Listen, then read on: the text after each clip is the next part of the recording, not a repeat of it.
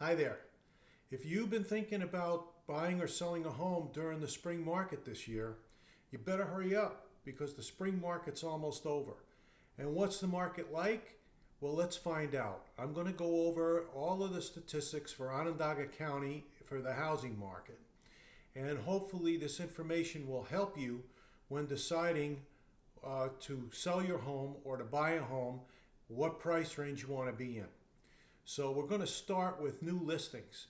And for the month of May, new listings were down 5.3%, 500 new listings versus 528. And year to date, new listings are down 5.5%, 1,705 new listings versus 1,805 new listings.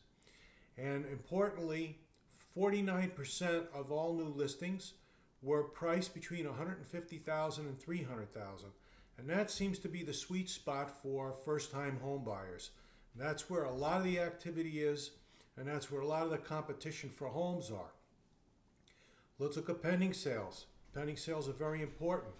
This has to do with how many houses went under contract recently. So pending sales were down 20.1%, 322 versus 403. And year-to-date pending sales were down 16.3%, 1,260 versus 1,506. And once again, 51% of the pending sales were homes priced between 150,000 and 300,000. So that again just reflects that the first-time home buyer price range is where at least half of the activity is. And but the fact that the pending sales are down, it just goes to show you that buyer activity has been down. Closed sales, which are homes that successfully close and change hands, were down 22.6% for the month of May, 199 versus 257. And year to date, down 12.9%, 1,082 versus 1,242. So all of this just falls into place. There's fewer new listings, there's fewer pending sales, right?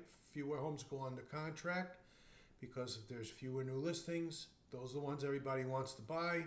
As I said before, new listings is the fuel that drives the housing market. So fewer new listings, fewer pending sales, fewer closed sales. It just, that's just a logical progression. Days on the market until sale were down for the month 5.6%, which sounds like a lot, but it was 17 days versus 18 days. So basically flat, but just goes to show you homes are selling quickly, right? Year to date, days on the market until sale was up 8.3%, which again sounds like a lot, but it's 26 days versus 24 days. Anything under 30 days is a very quick sale, and that just goes to show you that anything new coming on the market is getting gobbled up pretty quickly. Now, just to illustrate the difference, the average days on the market for homes priced between 150,000 and 300,000 was 14.6 days, and for homes priced 400,000 and up, it was 36.5 days. So again, the lower priced homes, the first time home buyer price range, those are selling quickly. The ones that are higher priced, not as quickly, but still under 30 days is pretty darn quick. Now we get into the important stuff. Despite the fact that there's fewer new listings, the median sale price has continued to go up. It's gone up every month for the last 3.5 to 4 years. May of 2026 was no exception. The median sale price for Onondaga County single family homes was up 15.4%, 300,000 versus 259.9. Okay, so an increase of $40,000 this May versus last May. That's a tremendous increase. And year to date was up 7.6%, 270,000 versus 251,000. So the median price continues to go up. That means there's competition for the homes, and homes have just been increasing in price for the last 4 years, and there's no end in sight. So if you're looking to buy, that's another reason to get out there and buy now, because they're only going to be more expensive in the future. Now, the average sale price for Onondaga County single family homes was up 19.2% for the month, which is a lot. $374,000 versus $315,677. That's a big, big jump. And year to date, the average sale price was up 8.9%, $327,062 versus $300,270. So again, that's an increase of almost $27,000, which is that's a big increase, especially if you're the one paying the price, if you're the one buying. Now, the percent of list price received, which is the ratio between what the asking price was and what the actual sale price was down 0.1% for the month of May, 105.8 versus 105.9% of full asking price. That's really flat. And what's that telling us is for the month of May, homes sold on average for 6% above full asking price. And again, this is being driven by the first-time home buyers, by that $150,000 to $300,000 range, because there's a lot more competition for those homes. But it also means that we're getting multiple offers for these homes, because why else would you pay above full asking price? Year to date, percent of list price received is down 0.7%, 102.6 versus 103.3. Again, homes are still on average selling for above full asking price. So you buyers, there's a good chance you're still going to be out there competing for homes. And this hasn't changed for the last 3.5 to 4 years, and we don't see it changing going forward. Especially you see there's fewer new listings, okay? So that's a big deal. Now, the inventory of homes for sale, which is the total number of active listings out there for Onondaga County. This includes new listings, homes that have been on the market and have not sold yet, and homes that maybe the deal fell through and they're back on the market. They don't go into new listings, they just come back into inventory. So the inventory of homes for sale was up 19.7%, 548 versus 458, okay? So the inventory is up there, but the question is, what price range and what locations is that inventory in? Why is it sitting out there? So unless the homes are overpriced, or unless there's a problem with the home, okay, or unless for some reason the deal fell through, why is there more inventory? That remains to be seen. The month supply of inventory, which is an indicator of how long would it take under current market conditions to completely sell out all of the active listings that are out there.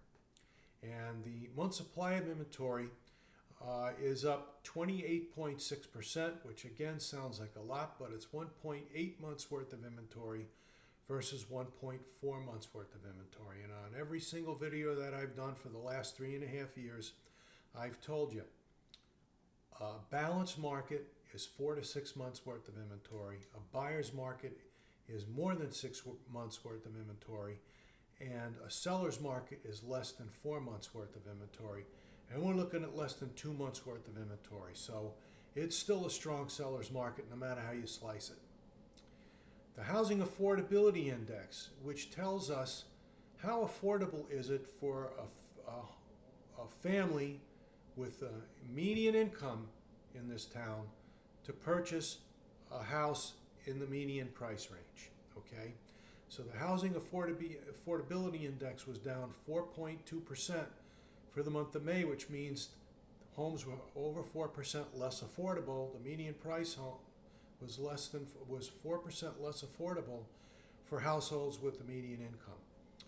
Year to date, the affordability index is down 1.7%, which again is an indication that homes in the median price range are less affordable for households with the median income.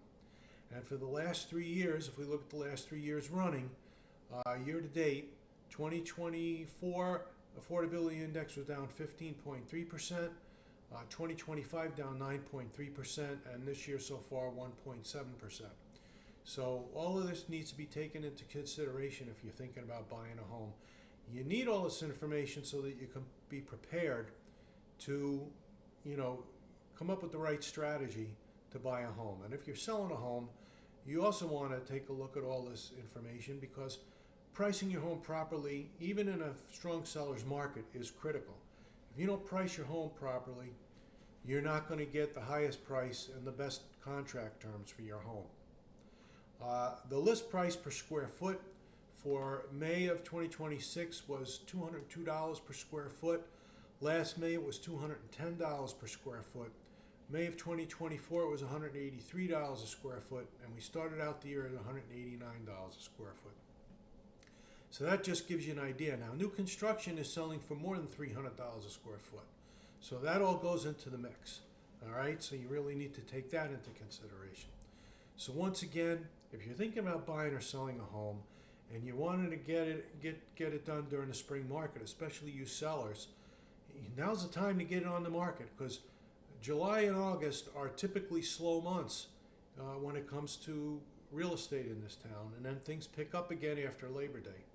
So the sooner, if you want to get your house sold sooner rather than later, you need to get going. And if you're a buyer and you have kids in school and you want to close on a new house and get them in, get moved in before the next school year starts, so you can get the kids registered if they're changing school districts or changing schools, you need to close before the end of August, right? And it takes about 8 weeks to close if you're getting a mortgage. So you got about 3 weeks to purchase that home and get so that you'll get in by the end of August. All right. So if you're thinking about buying or selling, you really need an experienced agent to help guide you through this process. I've been doing this for over 26 years. I've been helping people buy and sell homes for over 26 years. Please reach out to me. I'd be happy to help you, even if we're just sitting down and having a question and answer period. I'll try and answer all your questions, and if you're ready to list or buy, let's get it going. Okay? So I hope this information was helpful to you. I will have some more videos out with more information specific to certain areas like school districts. Look for them on my YouTube channel. Don't forget to like this video and to subscribe to my YouTube channel so you'll get all these videos on a regular basis. Other than that, I hope you're having a great day. I hope you're enjoying the summer weather that we finally got. And I really hope to hear from you.